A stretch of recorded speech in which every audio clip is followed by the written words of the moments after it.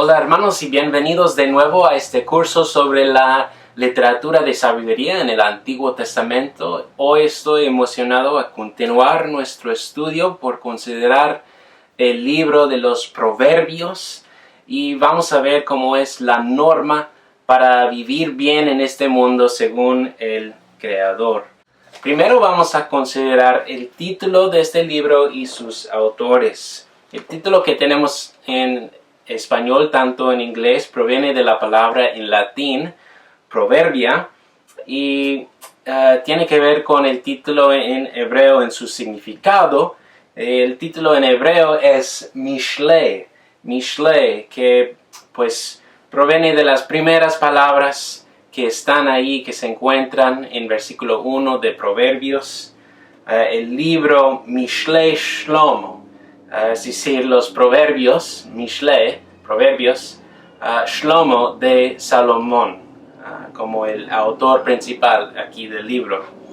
Y es un título apropiado porque principalmente Proverbios es una antología de los consejos, dichos, enigmas y principios del hijo del rey David, el sabio Salomón. Y entonces es el autor principal, podemos decir, como humanamente. Sin embargo, Salomón no era el único autor de este libro. Es más bien una colección de proverbios que incluye otros proverbios de varios otros sabios en la tradición de Salomón en Israel. Esto se evidencia en varios lugares. Por ejemplo, en capítulo 22 y 24 dice ahí las palabras de los sabios. Y la implicación obvia aquí es que son palabras de más que una persona sola. No solamente Salomón, sino más sabios que él. Luego aún se refiere a las palabras de dos reyes no judíos. El rey Agur de capítulo 30 versículo 1 y luego el rey Lemuel de Masá en 31 versículo 1. Interesante, ¿no? Además hay una sección desde capítulo 22, 17 hasta 23, 14 que evidencia bastante similitud en contenido con un documento más antiguo de los proverbios que existía antes de los proverbios. Y el documento proviene de Egipto en la antigüedad y se llama la enseñanza de Amenemope, un nombre difícil. Y parece que los proverbios ha tomado prestados estos dichos de un sabio de Egipto. Ahora, eso no debe preocuparnos aquí, porque acuérdense cómo Pablo citó a dos autores paganos cuando estaba en Atenas. ¿Recuerdan eso? Pues ahora con el uso de Pablo en su predicación, en aplicar tales citas de ellos, y también ahora que están en la Escritura, según Lucas, en Hechos, esas dos frases de los paganos son parte de la palabra de Dios, la palabra inspirada por el Espíritu Santo. Entonces es la palabra de Dios a través de esa aplicación y adopción de las frases. En manera parecida, Derek Kidner dice, si el libro de Proverbios es el prestatario aquí, el préstamo no es servil, sino es libre y creativo. Las ollas egipcias, los proverbios, como en el Éxodo, han sido reconfiguradas en su beneficio por los obreros israelitas y ahora sirvan un uso más fino. Entonces podemos decir que sobre el autor de este libro, su núcleo es salomónico, de Salomón, pero con tiempo tal núcleo de sabiduría atraía la contribución de otros sabios que estaban de acuerdo con él, para expandir y así completar la presentación de la sabiduría para el pueblo de Dios. Pues, como hemos visto, es una antología de los proverbios de varios autores y es lógico pues que hubo un proceso de formación de ese libro para colectar y organizar todos los proverbios bien. Y después de mucho estudio, la mayoría de los eruditos hoy en día han concluido que el libro fue redactado y compuesto en su estructura final en la época del exilio o post-exilio de Israel, más o menos 300 años antes del nacimiento de Cristo, en su forma completa.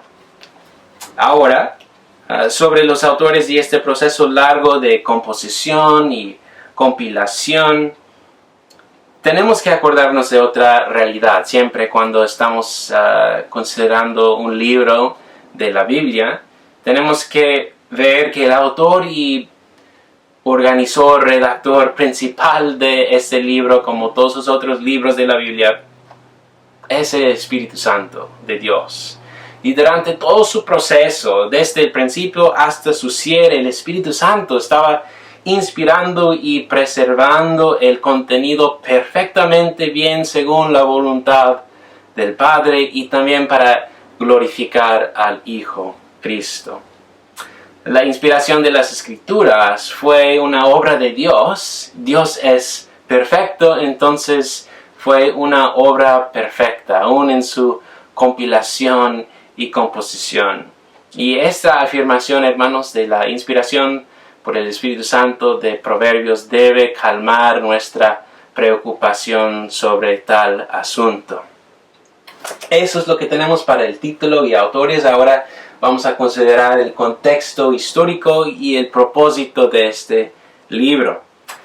Ya hemos visto que el libro de Proverbios es una colección de sabiduría que proviene humanamente de Salomón y otros sabios en Israel y aún de otras partes, pero a la vez tenemos que ver que es la sabiduría de Dios.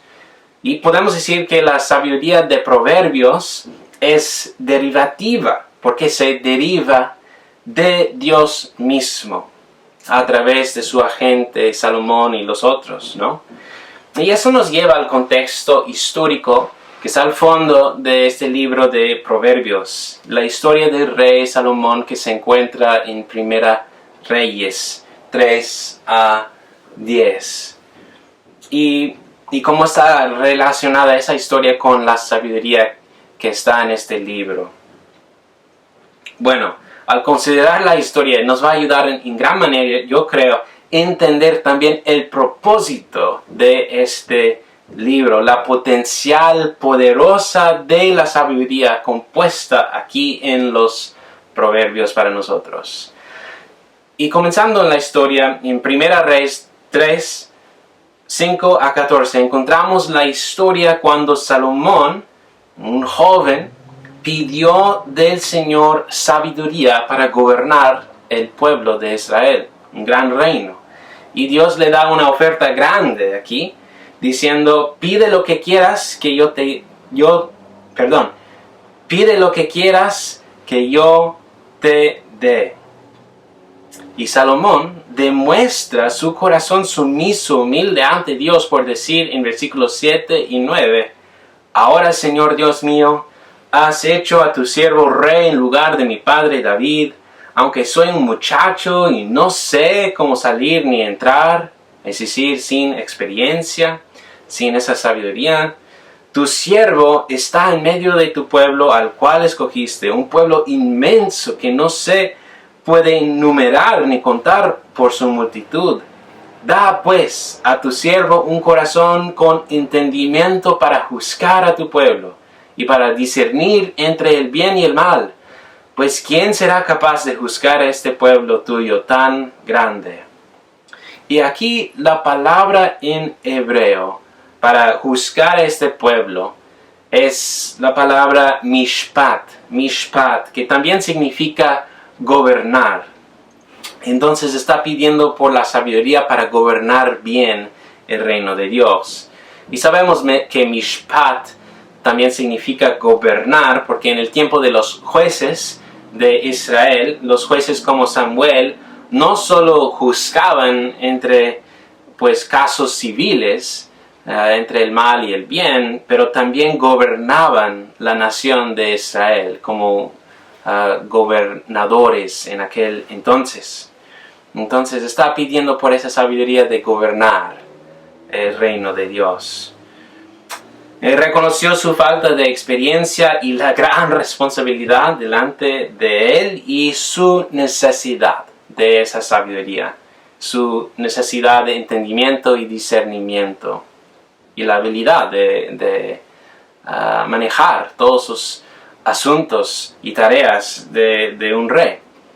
En respuesta, Dios le da lo que pidió, un corazón sabio y entendido, un Lev Chokam, corazón sabio. Ahora, lo que sigue en la historia demuestra la potencial poderosa de la sabiduría que recibió de Dios. Primero en 3:15 ofrece sacrificios al Señor su Dios y luego da un banquete para sus siervos, y eso nos recuerda de cómo la sabiduría comienza con el temor de Dios, así mostrando gratitud y dando sacrificios a Él, y también que, como vemos en Proverbios 9, la sabiduría personificada ofrece un banquete de manjares para todos que entren y disfrutan de sus bienes. Entonces está mostrando ya su sabiduría y habilidad y generosidad de dar tales cosas buenas a sus siervos. Enseguida, en capítulo 3, 16 a 28, escuchamos sobre cómo administraba justicia con imparcialidad en Israel, discerniendo entre el bien y el mal en casos difíciles, como en el caso de las dos mujeres prostitutas y sus infantes, uno que murió, etc. Y enseguida, en capítulo 4, versículo 1 a 19, vemos cómo él administraba astutamente todo el reino de Israel con delegación proporcionada. Y esa es evidencia de sabiduría. Luego, en capítulo 4, 20 a 28, vemos un cambio en la historia. Vemos cómo él y todo Israel comienzan juntos a cosechar el fruto de su sabiduría. Debido a su administración con sabiduría, cosecha paz y prosperidad.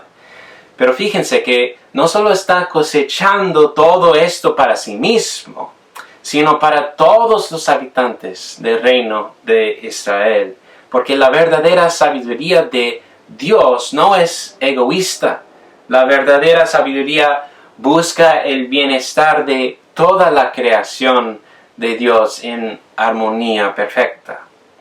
La sabiduría, una vez sembrada, cosecha shalom, esa palabra en hebreo que significa paz, orden, armonía, belleza y justicia.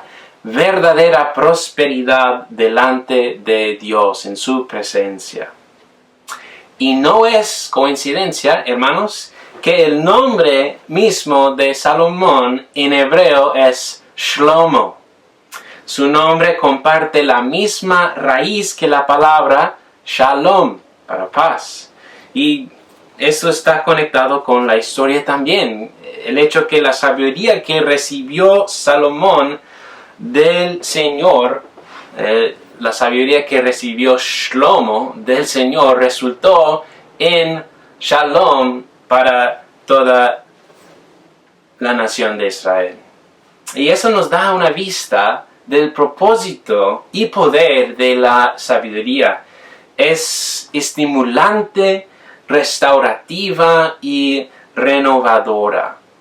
Vemos que la descripción en 4:20 a 28 de esta edad de oro en Israel bajo Shlomo es un eco del jardín de Edén. Es tan impresionante considerar esto. Y sabemos que en el jardín de Edén hubo pues perfecto shalom en la presencia de Dios, bienaventuranza en todos lados. Y en versículo 33 de capítulo 4 de Primera Reyes dice que Salomón disertó sobre los árboles, desde el cedro que está en el Líbano hasta el hisopo que crece en la pared. También habló de ganados, aves, reptiles y peces. Pues la asunción de este texto aquí es que Salomón había formado un jardín real y también un zoológico. Y un erudito, John D. Levinson, demuestra que en la antigüedad en el Medio Oriente, pues los jardines, especialmente un jardín real, no eran simplemente decorativos, eran simbólicos, símbolos con un mensaje religioso conectado al templo cercano. Jardines presentan y preservan las cosas naturales en una forma que es libre del caos, decadencia y muerte. Así que parece que el autor de Primera Reyes está mostrando cómo Salomón había formado una réplica del jardín de Edén ahí en Jerusalén.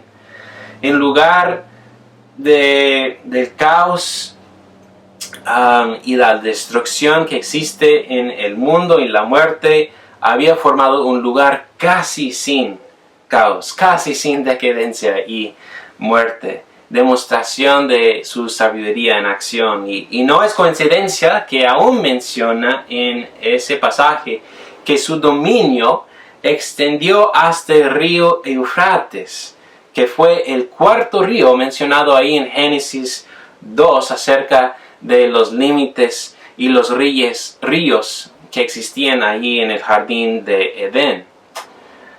Proverbios 3:19 dice: con sabiduría fundó el Señor la tierra. Y sabemos cómo hubo shalom perfecto en el jardín de Edén. Y en manera parecida, lo que se está presentando aquí para nosotros es que Salomón está reflejando la imagen de Dios por emplear la sabiduría en gobernar a Israel. En 1 Reyes 4:24 concluye ahí diciendo de su reino: hubo shalom en todos lados a su alrededor. Y es una muestra de la potencial poderosa de la sabiduría de Dios. En los siguientes capítulos, en 1 Reyes 5 a 10, escuchamos más de lo que hizo con su sabiduría, construyendo el templo para el Señor, luego su propio palacio real y en el fin reconstruyendo, reedificando las ciudades de todo el reino. Proverbios 24:3 dice: con sabiduría se edifica una casa y con prudencia se afianza. Pues eso es lo que estaba pasando en Israel en manera más grande. En capítulo 10 vemos que Israel llega a su cima, el pináculo de su prosperidad y paz. Y en esa edad de oro de Israel vemos una ciudad, Jerusalén, casi llegar a lo más parecido al paraíso perdido. Y fue el resultado y la consecuencia de la sabiduría de Dios que Él le había dado a su rey Salomón, el rey sabio, el rey de Shalom. Y toda esta historia, hermanos, nos muestra el propósito y la potencial poderosa de la sabiduría que está acumulada en los proverbios para nosotros, para leer, estudiar y meditar en ella. El libro fue compuesto para instruir siguientes generaciones en esta misma sabiduría, para que también pudieran administrar con justicia, con delegación y con belleza, a fin de cosechar y guardar shalom en este mundo. en nuestra vida y en la vida de nuestros prójimos. Kidner, otra vez ese erudito, dice: la sabiduría deja su firma en cualquier cosa bien hecha o juzgada. Así podemos ver la sabiduría en acción, evidencia de ella. Y hermanos, tenemos que ver aquí que así reflejamos la imagen de Dios en este mundo, no solamente por guardar sus mandamientos y sus leyes de santidad y pureza, pero también por absorber la sabia creatividad de Dios en este mundo. La habilidad de Dios de poner todo en orden, bueno, bello y justo, tomando el caos y formando en su lugar orden y shalom. Y así podemos reflejar a Dios usando la sabiduría. Y en ese sentido, cuando buscamos la sabiduría de Dios, estamos mostrando al mundo el deseo bueno de regresar al árbol de vida en el jardín de Edén. Eso es nuestro deseo, regresar a ese shalom con Dios, en su presencia, para recibir de Él su vida eterna en perfecta armonía. Y por tanto no es coincidencia que Proverbios dice de la sabiduría en capítulo 3, 17 a 18 esto: sus caminos son caminos agradables y todas sus sendas shalom. Es árbol de vida para los que echan mano de ella, y felices son los que la abracen. Pues así vemos el contexto histórico y el propósito de la sabiduría acumulada aquí en Proverbios para nosotros. Y ahora, en búsqueda de esa sabiduría, es importante relacionarnos con algunas palabras claves que se encuentran en los primeros 7 versículos de Proverbios. Y voy a leer tal pasaje para nosotros. Los proverbios de Salomón, hijo de David, rey de Israel, para aprender sabiduría e instrucción, para discernir dichos profundos, para recibir instrucción en sabia conducta, justicia, juicio y equidad, para dar a los simples prudencia y a los jóvenes conocimiento y discreción. El sabio oirá y crecerá en conocimiento, y el inteligente adquirirá habilidad para entender proverbio y metáfora, las palabras de los sabios y sus enigmas. El temor del Señor es el principio de la sabiduría. Los necios desprecian la sabiduría y la instrucción. Pues la primera palabra que encontramos aquí que es importante es mashal, que significa brevemente un proverbio. Y no es simplemente un mandamiento ni una promesa o garantía, sino es una observación parcial de cómo funciona el mundo. Por tanto, es necesario siempre considerar los proverbios en esa correspondencia armoniosa sobre todo tema, todo asunto, para capturar la imagen completa de ello. Y Tim Keller, el pastor y autor, dice que proverbios son observaciones sobre cómo la vida funciona. El asunto de un proverbio es que necesitas relacionarte correctamente con la realidad a través de pensamiento duro y reflexión sostenida. Keller luego compara un proverbio con un caramelo duro, y es una buena comparación. Dice: si lo muerdes, obtendrás poco de él, si tienes como prisa con el proverbio, y podrías romper un diente con un caramelo duro. En lugar, debes meditar en ello hasta que llegue la dulzura de su entendimiento.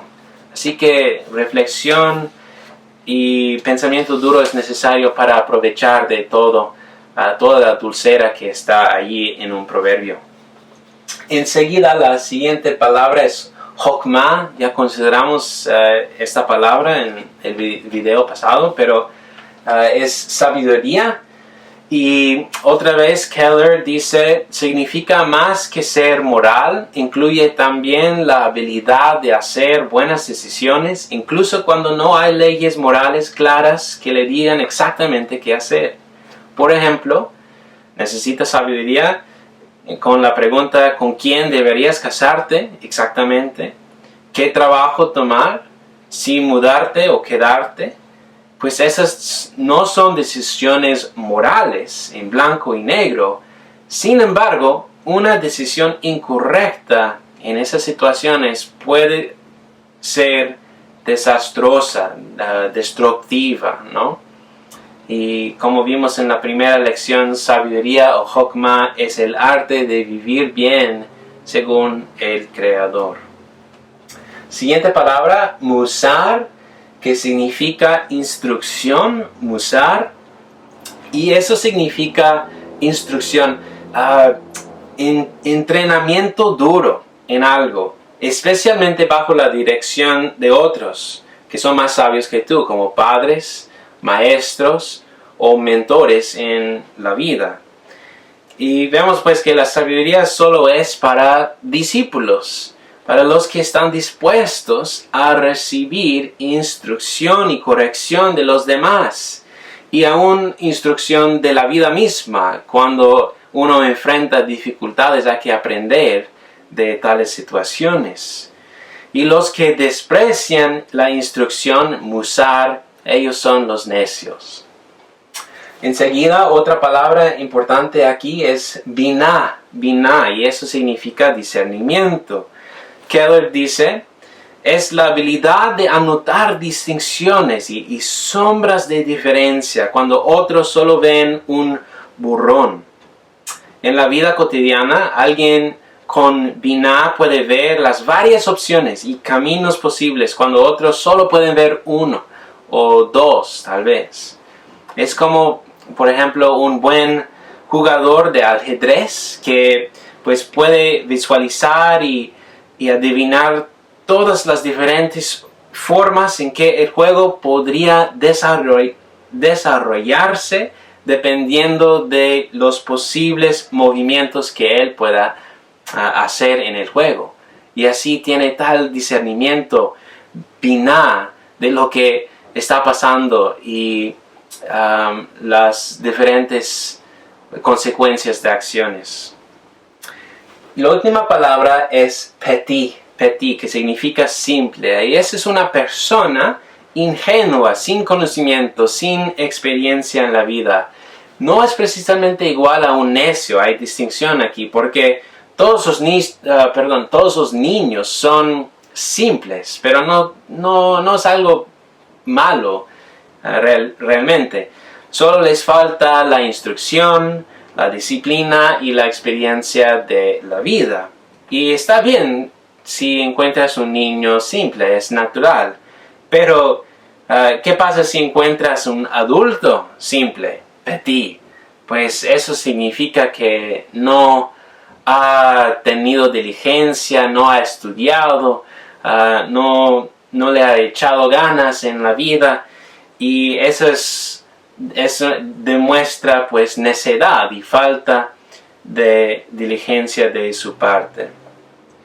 Entonces esas son palabras claves que nos que nos guían en la búsqueda de la sabiduría, porque vemos de esas palabras que la búsqueda es un proceso largo de toda la vida que requiere meditación, disciplina propia, instrucción de otros, aprendizaje a través de la experiencia de la vida. Y vemos que también todos comenzamos en esta vida como simples, y solo los que aprenden el conocimiento correcto y luego lo ponen en acción llegan a ser sabios en la vida, mientras los que rechazan instrucción y corrección en la vida para vivir como quieran, ellos llegan a ser los necios. Entonces, en esas primeras versículos y con esas palabras de capítulo 1, vemos una buena introducción acerca de la búsqueda de la sabiduría. Pues ahora, hermanos, continuamos mirando la estructura de este libro de Proverbios y pues la estructura a la vez es sencilla y parece caótica. Voy a explicar. Es sencilla en el sentido que hay tres grandes secciones del libro. El prólogo en capítulos 1 a capítulo 9, luego el cuerpo principal del libro en capítulo 10 hasta capítulo 31, versículo 9, y concluye con un epílogo, una conclusión en 31, 10 a 31. Entonces, en ese sentido es sencillo el libro en su estructura.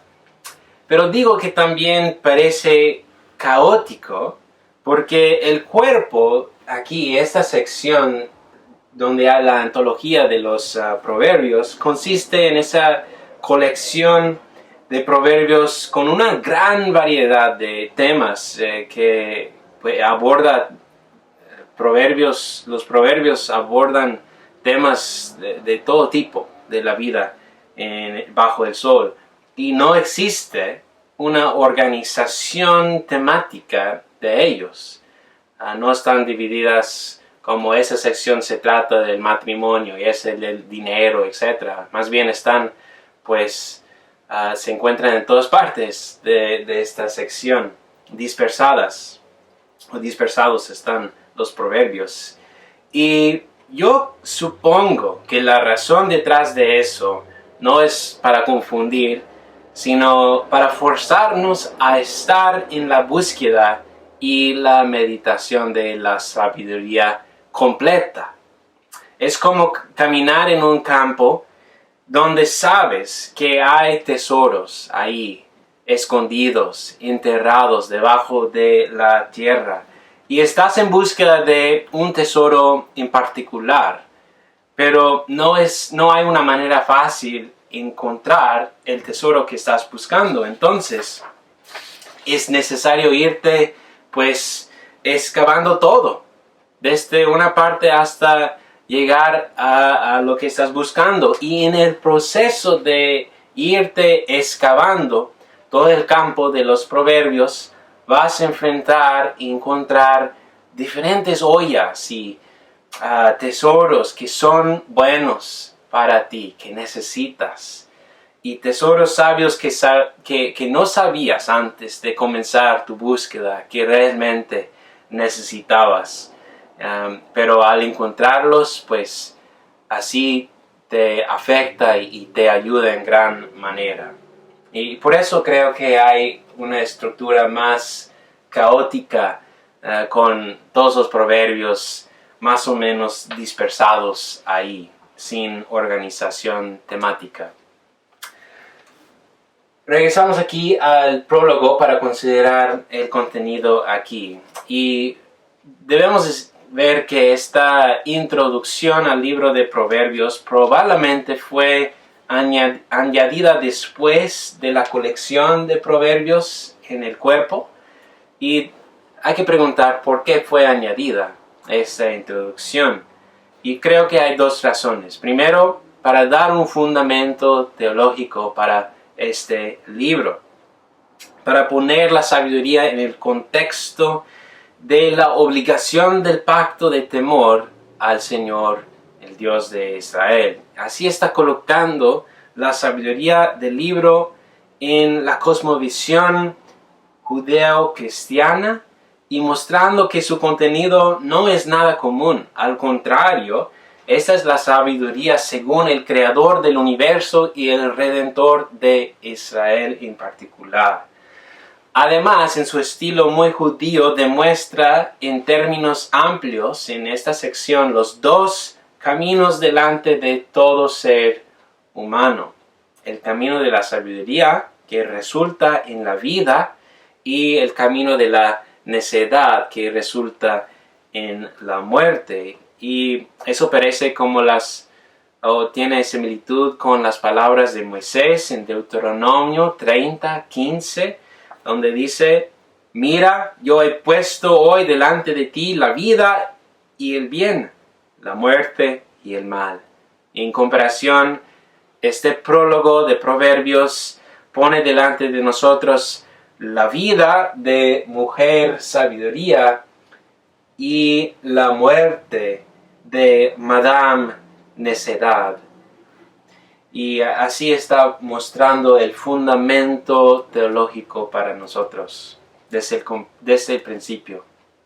Esa es la primera razón. La segunda razón es para poner todo en el contexto de instrucción de un padre a su hijo. Y se presenta este prólogo como instrucción personal de un padre hablando, dirigiéndose a su hijo, llamándole a someterse al poder de la sabiduría, a guiarle en la vida. Y quiere inculcar en el lector no solamente el conocimiento mental del bien y de lo que es malo, pero también quiere inculcar en el lector el deseo de buscar el bueno y lo bueno y lo que es sabio. Intenta hacer esto por apelar mucho a las consecuencias de las acciones que uno toma en la vida, para estimular el deseo de vivir sabiamente y así cosechar bien en la vida.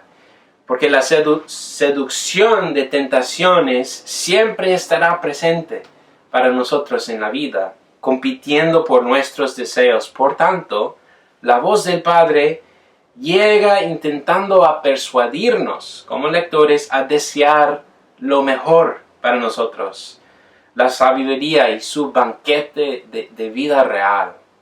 De esta manera, alcanzando a nuestros deseos, el libro busca nuestro corazón y no solo a nuestra mente. Entonces, por tales razones fue añadida esta introducción al libro.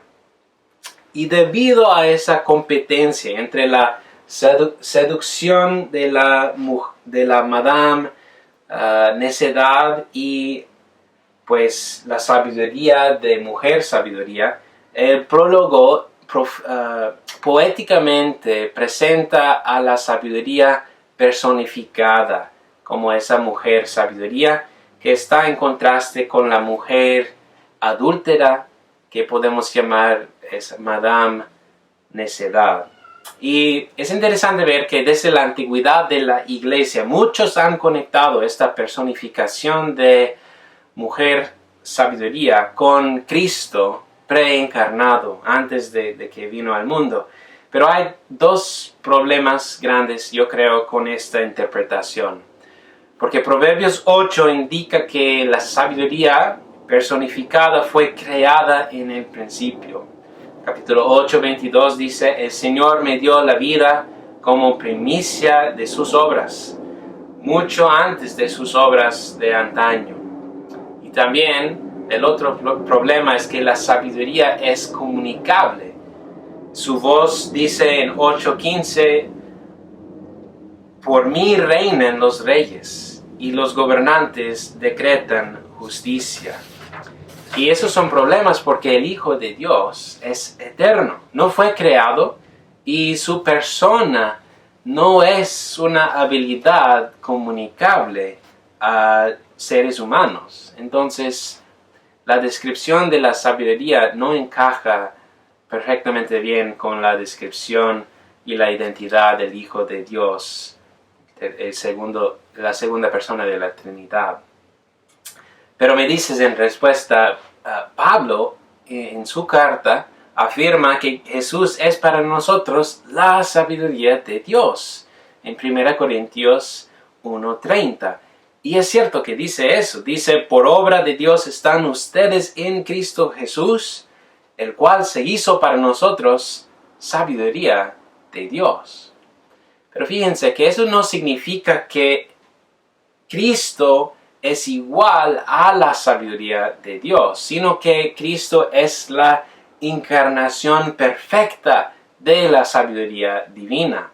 Además, con la llegada y la misión completa de Cristo aquí en la tierra, el camino de sabiduría ahora comienza para nosotros, para creyentes, con fe en Cristo.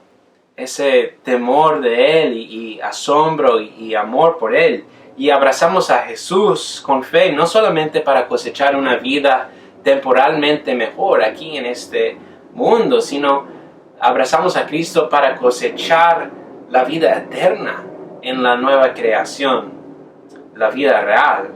Y fe en Jesús es la decisión sumamente sabia porque resulta en la vida buena para toda la eternidad, según el Creador. Y en este sentido, Jesús es para nosotros la sabiduría de Dios.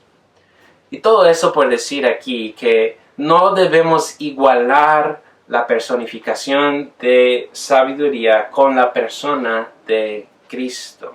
Más bien debemos ver esta personificación de sabiduría como un dispositivo retórico para encapsular la sabiduría en una manera unificada en nuestra mente y aún como viva para nosotros considerar. Es más o menos parecida a la personificación que frecuentemente hacemos de la tierra, diciendo que es madre tierra, ¿no? Es un dispositivo retórico que es muy eficaz, esta personificación de la sabiduría, pero no es más que eso, no está pues conectado con la persona de Cristo en realidad. Ahora consideramos aquí el epílogo en 31, 10 a 31. Y no es coincidencia, hermanos, que hay otra mujer presentada aquí en la conclusión de este libro. Pero la descripción de esta mujer hacendosa, la Ishet Jael, no es otra personificación de la sabiduría. Más bien describe para nosotros la encarnación hipotética de toda la sabiduría que se encuentra en el libro de Proverbios, presentando para nosotros así la mujer ideal, arquetípica. Y en ese sentido es una conclusión muy práctica. Otra vez, instrucción de un padre a su hijo. Para muchachas y señoras les sirve como un ejemplo ideal para imitar en la vida. Por decir, así se ve la sabiduría en acción. Mientras para los muchachos y los señores les da un marco de referencia para buscar una esposa, que es una de las decisiones más grandes y consecuenciales en la vida. Pero tenemos que cuidarnos aquí al interpretar y aplicar este pasaje, esta conclusión, porque como todo ideal, esta mujer ideal no existe en la realidad. Ideales no existen en la realidad. Son arquetípicos, ¿no? Y muchachos, es decir, que no van a encontrar una esposa exactamente igual como la mujer de Proverbios 31. Y en manera parecida, ustedes muchachas no van a encontrar un marido igual a Cristo, el marido de la esposa suya, la iglesia. Pero los ideales nos ayudan por darnos algo a aspirar, ¿no? Por darnos un marco de referencia para buscar a ser mejores nosotros mismos. Y así que es una última lección al cierre de este libro que debe ser como guía para un joven buscando una esposa y un ejemplo para guiar a las jovencitas a la vez. Ahora, antes de concluir nuestro estudio de los proverbios, quiero hablar de cómo predicar a Cristo Jesús de los proverbios. Y para hacerlo quiero volver de nuevo a la historia del rey Salomón. Vimos en capítulo 10 de Primera Reyes, Israel llegó a su cima, su pináculo, en su edad de oro. Y eso fue el resultado de la aplicación de la sabiduría, mostrando así la potencial poderosa de la sabiduría de Dios. Y hubo shalom en todos lados del reino de Israel. Pero luego, en el siguiente capítulo 11, el autor relata para nosotros la gran debilidad, fracaso y necedad de Salomón. Adquirió para sí muchísimas esposas y concubinas y poco a poco comenzar a permitir y cometer él mismo la idolatría, dando sacrificios a los dioses falsos de sus esposas.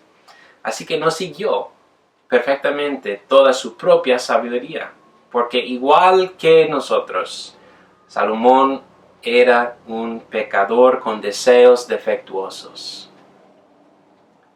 Por un tiempo su sabiduría resultó en shalom, paz, prosperidad en Israel, casi llegando a reflejar así el paraíso ya perdido, pero pronto después, con su pecado necio, pues resultó en la división del reino de Dios en dos partes, norte, sur, Judá, y también la desintegración del shalom que existía. Y la implicación aquí es que Israel y toda la humanidad está en necesidad de otro rey que encarna y reina con la sabiduría de Dios perfectamente para restaurar la creación rota y establecer shalom aquí eternamente. Y así llegamos a Jesús. Cristo Jesús es el mayor Salomón, el hijo de David, el príncipe de paz, Shalom.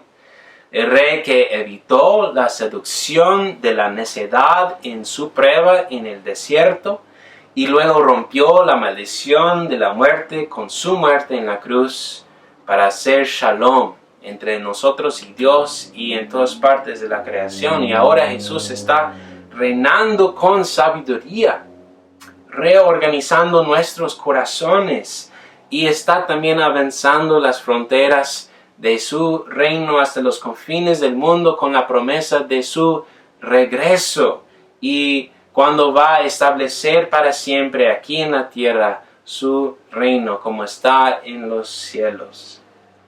Así podemos y debemos predicar a Cristo de todos los proverbios como el mayor Salomón y la perfecta encarnación de la sabiduría de Dios para nuestra salvación. Además, hay otra manera de llegar a Cristo correctamente. Si Jesús es la encarnación de la sabiduría completa de Dios, pues entonces también es la encarnación de cada tema que aborda la sabiduría en los proverbios. Es decir, es el hijo obediente, es el mejor amigo, es el mayordomo astuto, el marido fiel, el trabajador diligente, el oyente atento y el gobernante justo, etcétera, etcétera. Así, al enseñar y predicar cada tema de Proverbios, siempre debemos terminar predicando a Cristo y no solamente como un ejemplo para nosotros seguir, sino como el que vino para encarnar la sabiduría de Dios y así salvarnos de nuestro pecado necio mediante su muerte y su resurrección. Porque en el fin, hermanos y amigos, en el fin, tú puedes tener toda la sabiduría de Dios para vivir bien en este mundo. Pero si no tienes Cristo con fe, no tienes nada perdurable. Solo Jesús te puede ofrecer vida eterna con shalom establecida en la bienaventuranza de Dios. Y por tanto, Cristo Jesús es para nosotros sabiduría de Dios. Y así debemos llegar a Cristo predicando a Él, no solamente como el ejemplo para nosotros, sino como la sabiduría de Dios para nuestra salvación. Pues gracias por escuchar, hermanos, y espero que ahora tengan una buena comprensión de este libro de Proverbios y que sigan en adelante pues apelando a los proverbios en sus predicaciones y también comenzando una serie de sermones sobre este libro para predicar a Cristo y también aprovechar del poder, la potencial poderosa aquí de la sabiduría de Dios con la ayuda y apoyo del Espíritu Santo. Pues gracias, Dios los bendiga y hasta la próxima, hermanos.